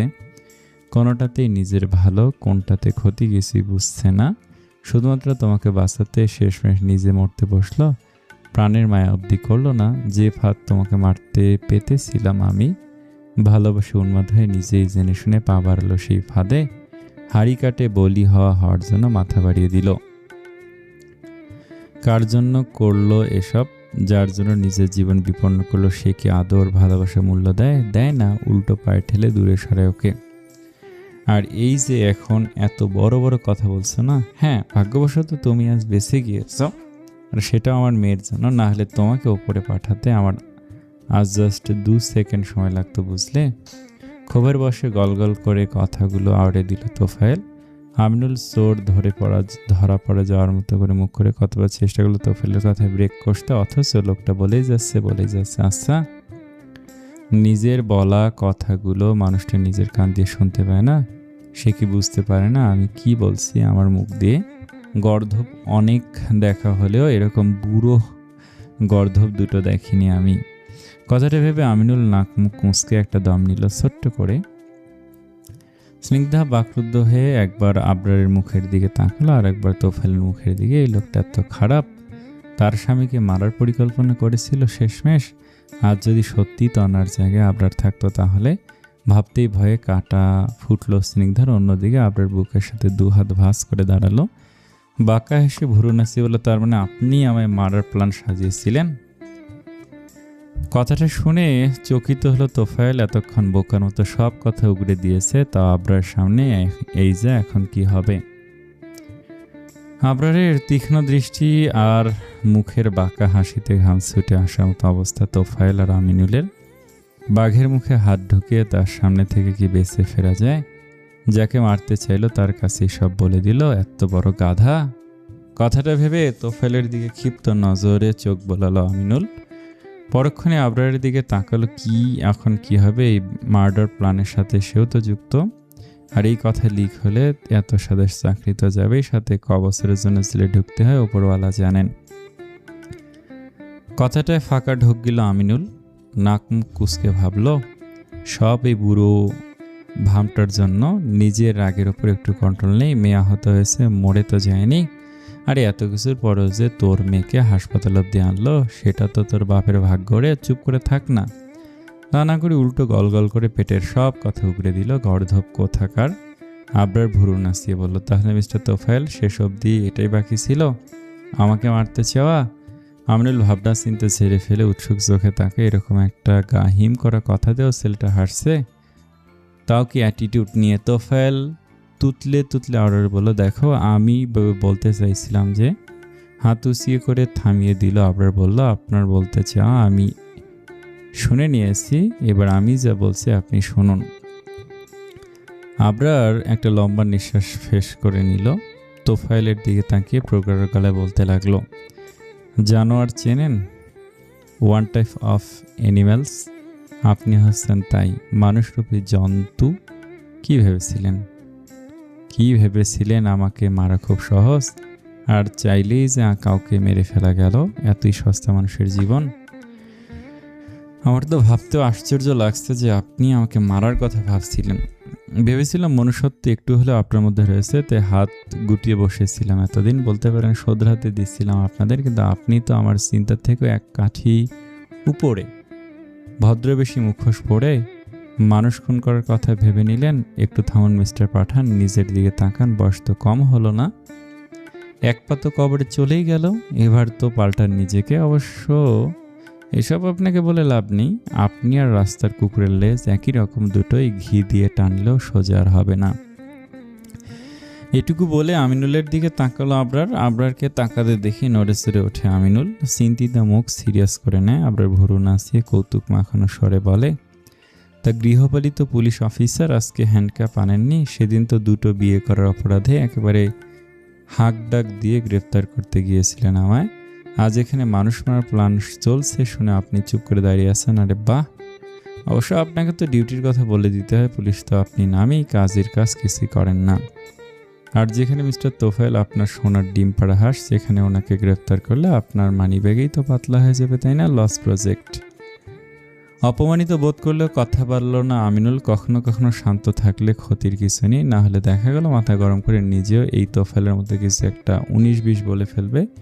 শেষে নিজের লেজ নিজে বেঁধে হুমড়ি খেয়ে পড়ে থোবরা ফাটাবে। কপালে জমে আসা ঘামের ফোঁটা নিয়ে তোফায়েল আমিনুলের দিকে তাকাচ্ছে, তো আমিনুল তোফায়েলের দিকে। দুজনেই কাঁচুমাচু করছে। উসখুস করার পরিণাম বেড়ে গিয়েছে তাদের। আবরার এবার শক্ত গলায় বলল, আমার খুব ইচ্ছে করছে আপনাদের দুজনকে বনের হিংস্র জানোয়ারদের কাছে ছেড়ে আসতে। অন্তত ওরা আপনাদের ভেতরটা ছিঁড়ে ফুঁড়ে দেখুক আপনারা ওদের থেকেও কতটা নিকৃষ্টকর। আর মিস্টার তোফায়েল, একটা প্রবাদ আছে না, অপরের জন্য খুঁড়িয়া গর্ত নিজেই পড়ি সেথায়। আপনার অবস্থা এখন ঠিক সেই। আমাকে মারতে চেয়েছিলেন, অথচ দেখুন আমার জায়গায় আপনার আদরের কন্যা রয়েছে। একেই বলে টিট ফর ট্যাট। একদমই কথাগুলো শেষ করে স্নিগ্ধার হাত আঁকড়ে ধরল আবরার। তোফায়েল আর আমিনুলের দিকে চল শক্ত করে তাকে স্নিগ্ধাকে উদ্দেশ্য করলো, চলো পড়ি। স্নিগ্ধার সাথে সাথে আমিনুল তোফায়েল দুজনে চমকে তাকালো। কারোরই হজম হলো না। আবরারের কথাটা বিদ্যুৎ বেগী শব্দের মতো ঝটকা অনুভূত হলো। কোনো কিছু তোয়াক্কা না করে স্নিগ্ধাকে নিয়ে সামনের দিকে এগিয়ে গেল আবরার। স্নিগ্ধা মুখ হাঁ করে জিজ্ঞাসা নিয়ে তাকাচ্ছে ওর দিকে। সেদিক থেকে চোখ ফিরিয়ে নিয়ে তোফায়েল আমিনুলের দিকে তাকালো, অধৈর্য গলায় বলল, শুধু কথা শোনানো ও আমাদের আর কিছু করলো না কেন? চকিত হয়ে তাকালো আমিনুল, বিরক্তিতে কপালে ভাঁজ ফেলে বলল, আপনি কি চান উনি কোনো কিছু করুক? এইভাবে শান্তভাবে চলে গেল, ভালো লাগলো না। ভাগ্যিস কিছু বলল না।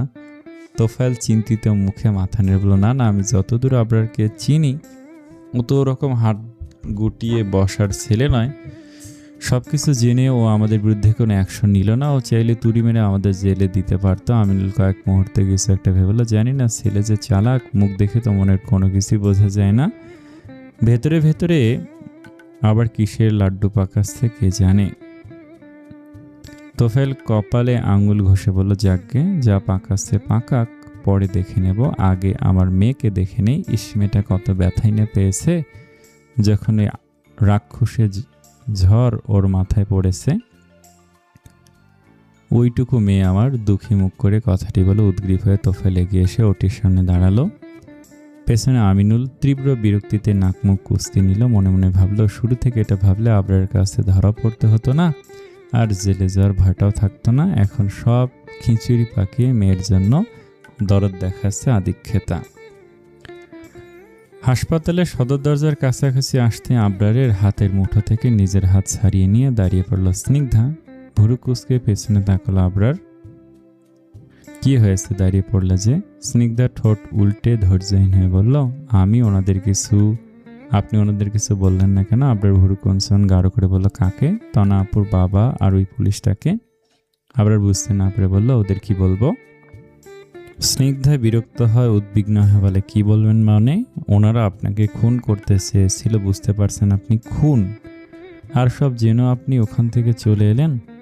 এতক্ষণে সবটা বোধগম্য হতে মুখ স্বাভাবিক করে নিল আবরার। ভুরু নাচিয়ে বলল, তো কি করব?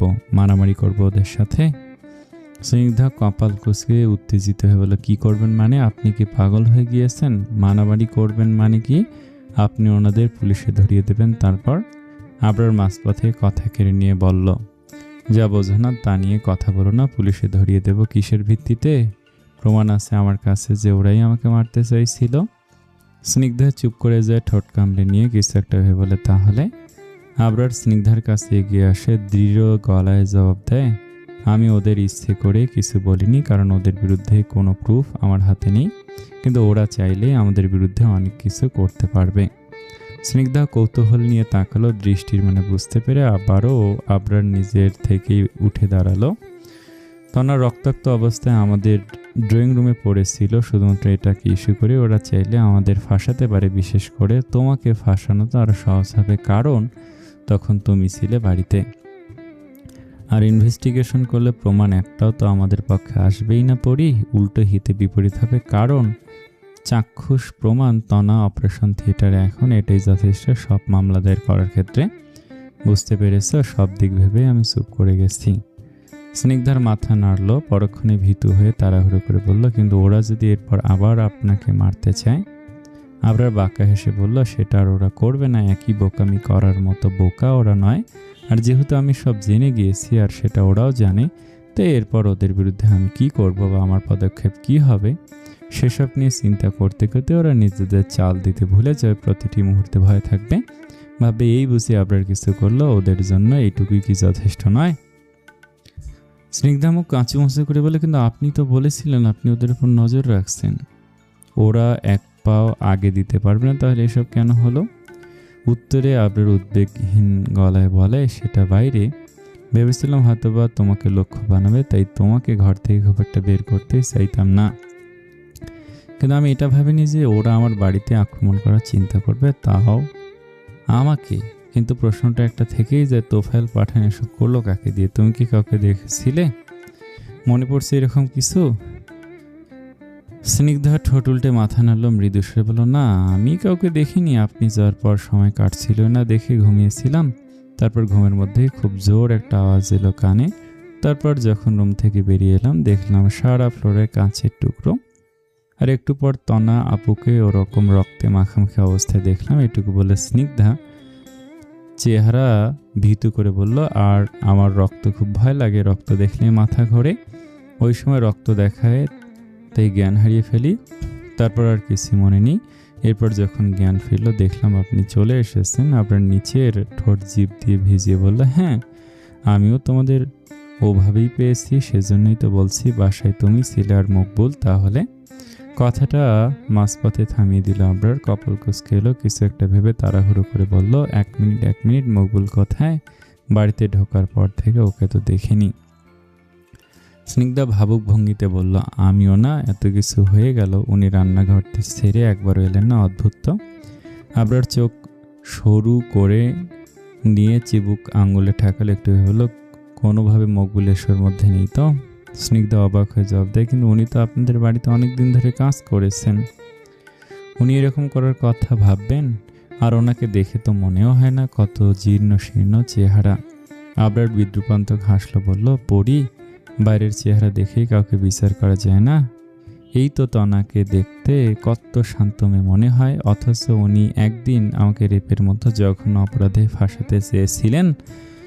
আর ওনার বাবা কি ভদ্রলোক, দেখি কি মনে হবে? কাউকে খুন করার কথা ওনার মাথাতেও আসতে পারে? মকবুল দিন আনে দিন খায় লোক, 1000 টাকার নোটের চোখের সামনে ধরলেই চকচক করে ওঠে ওর চেহারা। হয়তো তোফায়েল ভালো অ্যামাউন্ট দেওয়ার কথা বলে ওকে দিয়ে কাজটা সারতে চেয়েছিল, আর এতগুলো টাকা পেয়েও নিজেও রাজি হয়েছে, এতেই হতেই পারে এরকম। মানুষ টাকা পেলে রক্তের সম্পর্ককে অস্বীকার করে, আর সেখানে ও তো বাড়ির কাজের লোক। তবে সত্যি যদি মকবুলেতে জড়িত থাকে তবে আমার কাজ অনেক সহজ হয়ে যাবে। যাক, এখন ছাড়ো এসব। শোনো, আমি হেলালকে কল করেছি, ওই একটু পর গাড়ি নিয়ে এসে তোমাকে নিয়ে যাবে। তারপর বাসায় গিয়ে ফ্রেশ একটু বিশ্রাম নিয়ে নিও। আগে পিছে কোনো কথা মাথায় ঢুকলো না। স্নিগ্ধার জিজ্ঞাসা নিয়ে তাকে বলল, আমি যাব আর আপনি? আবরার স্ফীত গলায় বলল, আমি তনার কাছে থাকবো। স্নিগ্ধা প্রশ্নসূচক চাহনিতে তাকিয়ে আছে, চোখে মুখে উপচে পড়ছে প্রশ্ন আর অপ্রত্যাশিত বাক্যের সমাধানের প্রত্যাশা। বিষয়টা বুঝতে পেরে আবরার স্নিগ্ধার দুহাত মুঠো করে নিজের হাতে নিয়ে শীতল গলায় বলল, পড়ি তনার এই অবস্থা আমার জন্য, আমাকে বাঁচাতে এসেই মরতে বসেছে আজ, তখন মানবিকতার খাতিরে হসপিটালে নিয়ে এলো। এখন সবটা জানার পর কীভাবে ওকে মারার জন্য ছেড়ে যেই বলো, মরার জন্য? মেয়েটা যেমনই হোক, এখানে তো নিজেরও কোনো স্বার্থ ছিল না। আমি ওকে ভালোবাসি না, তোমাকে ভালোবাসি, সব জেনে ও আমাকে বাঁচিয়েছে, তাই এটুকু দায়িত্ব আমার। ওকে এভাবে ফেলে যাব, এরকম অমানবিক আর অমানুষ আমি নই। কথাগুলো বলে স্নিগ্ধার থেকে চোখ নামিয়ে নিল আবরার। স্নিগ্ধা খানিকক্ষণ একভাবে তাকিয়ে থেকে মুচকি হাসলো। চট করে তাকালো আবরার। স্নিগ্ধা হাত ছাড়িয়ে নিয়ে আবরারের গালে ছোয়ালো, আশ্বস্ত গলায় বলল, আমি আপনাকে বিশ্বাস করি আবরার। তনা আপু পুরোপুরি সুস্থ না হওয়া অবধি আপনি নিশ্চয়ই এখানে থাকবেন। তবে আপনি একা নন, আমিও থাকবো আপনার সাথে। আমার স্বামীকে বাঁচিয়েছেন উনি, আমারও তো কিছু দায়িত্ব আছে নাকি? আবরার প্রশান্তিতে ঠোঁট এলিয়ে হেসে উঠল, স্নিগ্ধাকে টেনে নিজের বুকের সাথে জড়িয়ে নিল। স্নিগ্ধাও লেপটে গেল আবরারের বুকের সাথে। স্নিগ্ধার চুলে চুমু খেলো আবরার, মৃদু আওয়াজে বলল, ভালোবাসি।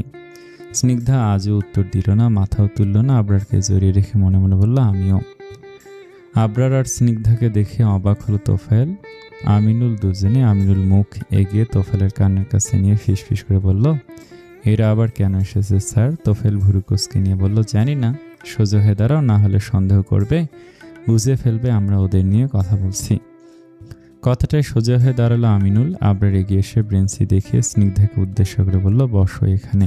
স্নিগ্ধা নরম পায়ে এসে বসলো সেখানে। তোফায়েল ব্যগ্র গলায় বলল, তোমরা আবার ফিরে এলে যে? কথাটায় আবরারের সাথে সাথে আমিনুলও তাকালো তোফায়েলের দিকে। আবরার বিরক্ত লাগলো তার। উফ, আমার জেসে কথা বলতে গেলে।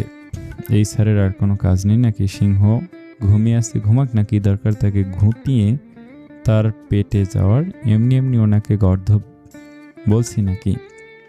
আসলে উনি একটা মস্ত বড় গর্ধব। মনে মনে এমন একরাশ গালিতে তোফায়েলকে উদ্ধার করে থামলো আমিনুল। মনোযোগ দিল আবরারের দিকে। আবরার বাঁকা হেসে বলল, আসলে দেখতে এসেছি নিজের খোঁড়া গর্তে পড়ে আপনার অনুভূতি কেমন হচ্ছে বলতে পারেন, আপনার কাটা ঘায়ে লবণ ছিটাতে এসেছি। কথাটায় নাক মুখ মুচকে মুখ ঘুরিয়ে অন্যদিকে তাকিয়ে রইল তোফায়েল। তোফায়েলের মুখের ভঙ্গিমায় ঠোঁট টিপে হেসে উঠল স্নিগ্ধা। আবরারের কাঁধে মাথা রেখে বসেছিল স্নিগ্ধা। তার থেকে অনেক দূরত্বে দাঁড়িয়ে আছে তোফায়েল আর আমিনুল। টানা 3 ঘন্টা অপেক্ষার পর অপারেশন থিয়েটার লাইট নিভতে দেখে সবাই উৎসুক চোখে তাকালো। 10 মিনিটের মাথায় হাতের গ্লোভস খুলতে খুলতে বেরিয়ে এলো দুজন ডাক্তার। একজন তাড়াহুড়ো করে অন্যদিকে চলে গেল, অন্যজনের কাছে দ্রুত পায়ে গিয়ে এসে দাঁড়ালো তোফায়েল। উদ্বিগ্ন হয়ে বলল, ডাক্তার, আমার মেয়ে। তোফায়েলের দিকে শান্ত চোখে তাকালেন তিনি। আশ্বস্ত গলায় বললেন, ভালো আছে, অপারেশন সাকসেসফুলি হয়েছে, তবে আরেকটু দেরি করলে আমাদের হাতে কিছুই থাকতো না। এখন আপনার অপেক্ষা করুন, সেন্স ফিলে দেখা করতে পারবেন। স্বস্তির নিঃশ্বাস নিল সবাই। মনে মনে শতবার উপরওয়ালার কাছে শুকরিয়া আদায় করলো। আবরার অন্তত আজ আর ভালো মন্দ কিছু হলে নিজের কাছে নিজেকে বড্ড ছোট লাগতো। কথাগুলো বলে দিয়ে ডাক্তাররা চলে যেতেই আমিনুল হাসি মুখে এগিয়ে এসে তোফায়েলের কাছে দাঁড়ালো। বলল, স্যার, এবার আপনি একটু বসুন, আর ভাববেন না, ম্যাডাম ভালো আছে, শুনলেন তো? তোফায়েল ধীর গলায় বলল, না, ওকে আগে একবার দেখে তারপর। আবরার উঠে দাঁড়ালো, স্নিগ্ধাকে উদ্দেশ্য করে বলল, তনার জ্ঞান ফিরতে বেশি সময় লাগবে না, ও ভালো আছে, শুনে নিয়েছি, চলো এবার যাই। স্নিগ্ধা মাথা কাত করে সায় দিল। আবরারের বাহু আঁকড়ে ধরে হাঁটতে নিলে পেছন থেকে কারো আওয়াজ। এই কদম থামিয়ে তাকালো দুজনে। পেশেন্টের গার্ডিয়ান কে আছেন? নার্সের চিকন গলার আওয়াজ। তোফায়েল এগিয়ে গিয়ে বলল, আমি। কেন নার্স, কিছু হয়েছে? জ্ঞান ফিরেছে আমার মেয়ের। আপনাদের মধ্যে আবরার নামে কেউ আছেন? কথাটায় অবাক হয়ে তাকালো সবাই। তোফায়েল আর চোখে একবার আবরারকে দেখে নিয়ে আমিনুলের সাথে চোখ মেলালো। আবরার বিস্ময়ে একবার স্নিগ্ধার দিকে তাকিয়ে চোখ ফিরিয়ে আবারও মেয়েটির দিকে তাকিয়ে বলল, আমি আবরার। কেন? তোফায়েলের সামনে থেকে মেয়েটি এগিয়ে এসে আবরার সামনে দাঁড়ালো। বলল, পেশেন্টের সেন্স ফিরেছে আর বারবার আপনার নাম ধরে ডাকছেন, আপনার একবার যেতে হবে ওনার কাছে। আবরার উত্তর না দিয়ে স্নিগ্ধার দিকে তাকালো। পানসে হলো স্নিগ্ধার মুখশ্রী। নিজের হাত আস্তে করে আবরারের বাহু থেকে সরিয়ে নিল। স্নিগ্ধা শিথিল হেসে বলল, যান। উদ্বেগহীন কদম ফেলে কেবিনের ভেতরে ঢুকলো আবরার। সামনে সোজাসুজি বেডে টান টান হয়ে শুয়ে আছে তনা। মাথার পুরোটা সাদা রঙের কাপড়ে মোড়ানো, এক কথায় ব্যান্ডেজ করা। আবরার এগিয়ে গিয়ে তনার বেডের এক পাশে দাঁড়ালো। তনা চোখ মেলেনি, তবে চোখের পাতাগুলো এক এক করে থাকা অবস্থাতেই ভীষণ কাঁপছে। ঠোঁটগুলো নড়ছে, অস্পষ্ট শব্দে আবরারের নাম বেরিয়ে আসছে। তনাকে উদ্দেশ্য করে এবার নার্স মেয়েটি গলা বাড়িয়ে বলল, ম্যাম, আপনি যাকে খুঁজছিলেন, মানে যার নাম বলছিলেন, তিনি এসেছেন। এটুকু বলতেই পিট পিট করে চোখ খুলল তনা। ঘাড় কাত করে একবার নার্স মেয়েটির দিকে তাকালো। তনাকে চোখ খুলতে দেখে মেয়েটি ব্যস্ত হয়ে পড়ল নিজের কাজে। পরক্ষণে অন্য পাশে ঘাড় বাঁকালো তনা। ঝাপসা দৃষ্টিতে আবরারকে দেখে কোনো রকম মৃদু ঠোঁটে হাসি ফুটল। একটু বাদে স্পষ্ট হয়ে এলো আবরারের মুখমণ্ডল।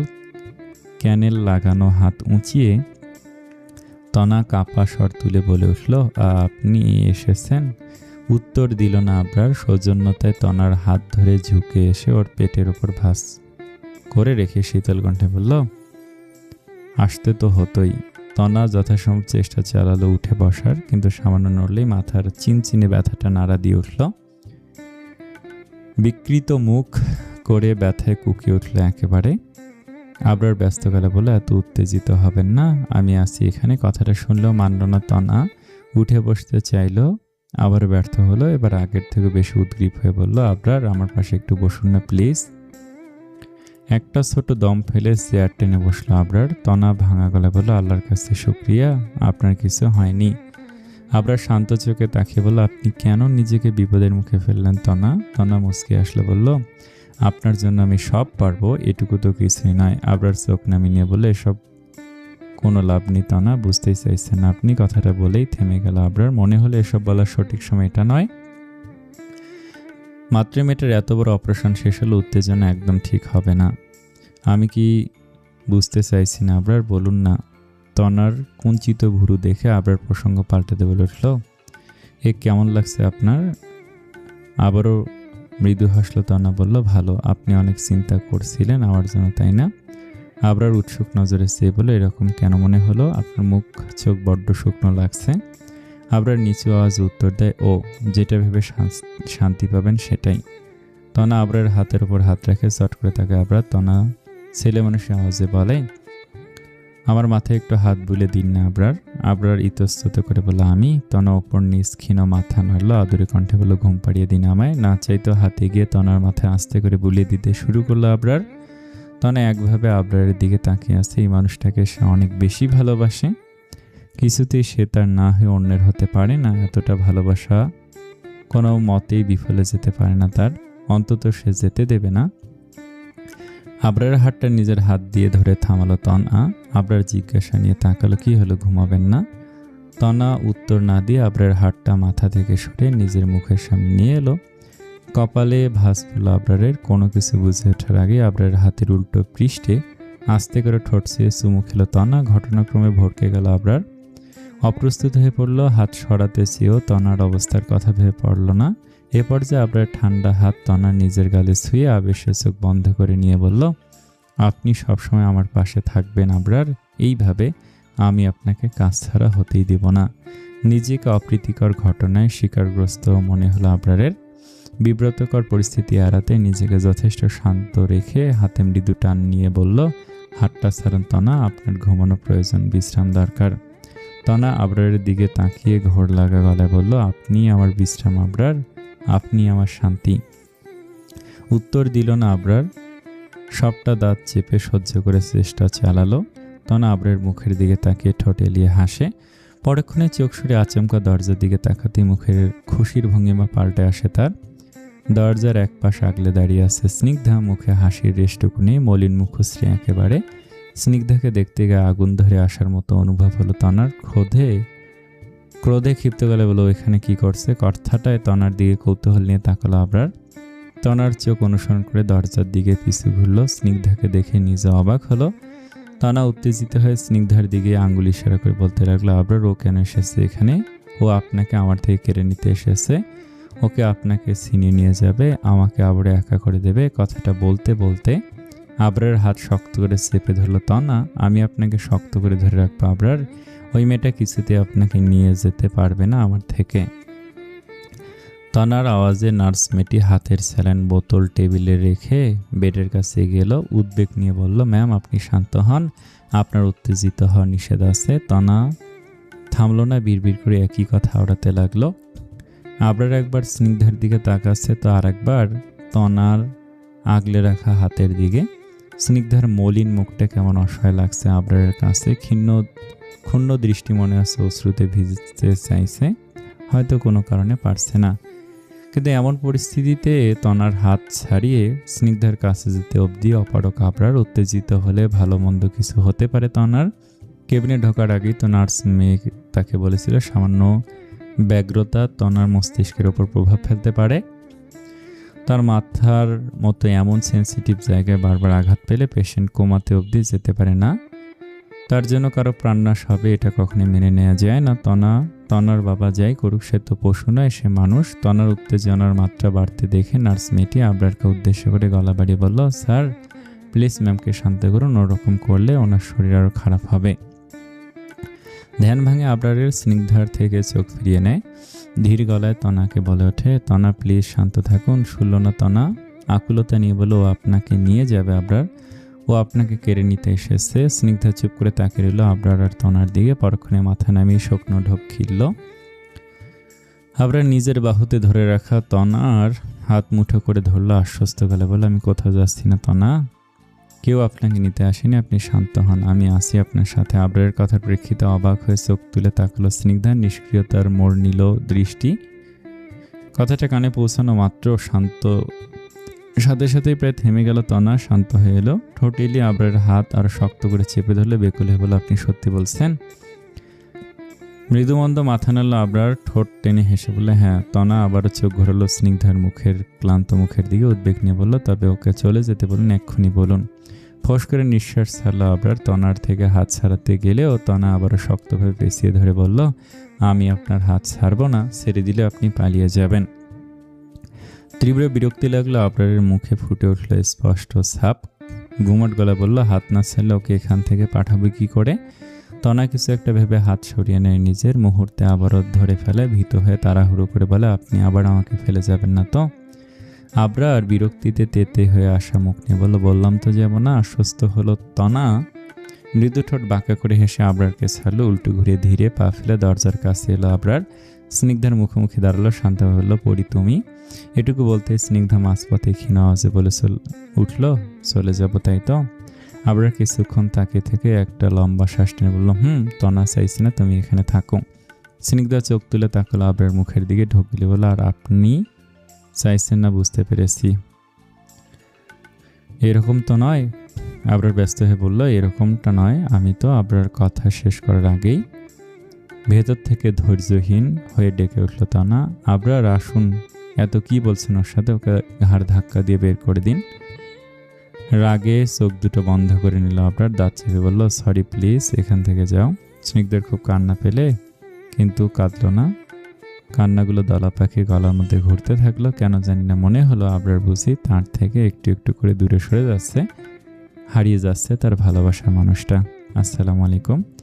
রাতে গল্প আসবে, এই গল্পটা কেমন লাগছে কমেন্টে জানান। লাইক কমেন্ট করার দরকার নেই, এগুলো করেনও না। ঠিক আছে, আসসালামু আলাইকুম।